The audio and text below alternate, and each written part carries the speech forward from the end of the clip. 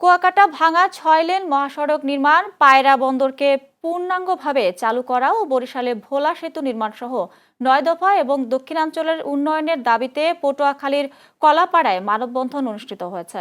বুধবার সকালে নাগরিক সমাজের আয়োজনের উপজেলার প্রবেশদ্বার ৬ লেন এলাকায় মানববন্ধন অনুষ্ঠিত হয়। এদিকে মানিকগঞ্জে শিবালয়ের আলোকদিয়া এবং দৌলতপুরের বাচামারা ও চরকাটারি এলাকায় অনুমোদিত বালু মহালের বাইরের অবৈধ বালু উত্তোলন বন্ধের দাবিতে মানববন্ধন করেছে জাতীয় নাগরিক পার্টি মানিকগঞ্জ জেলা শাখা।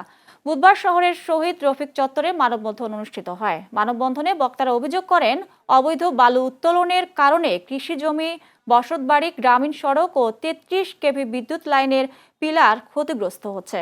এতে জননিরাপত্তা হুমকির মুখে পড়েছে। অন্যদিকে অনিয়ম, দুর্নীতি ও অর্থ আত্মসাতের অভিযোগে সিরাজগঞ্জ পল্লী বিদ্যুৎ সমিতি ১-এর জিএম নুরুল হুদার অপসারণ চেয়ে জেলা প্রশাসক বরাবর স্মারকলিপি প্রদান ও মানববন্ধন অনুষ্ঠিত হয়েছে।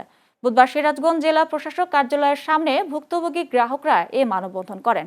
মানববন্ধনে বক্তারা বলেন, দীর্ঘদিন ধরে সিরাজগঞ্জ পল্লী বিদ্যুৎ সমিতি ১-এর জিএম নুরুল হুদা খেয়াল খুশিমতো অফিস চালিয়ে আসছেন।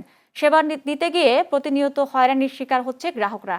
অবিলম্বে জিএম নুরুল হুদার অপসারণ দাবি করেন মানববন্ধনকারীরা।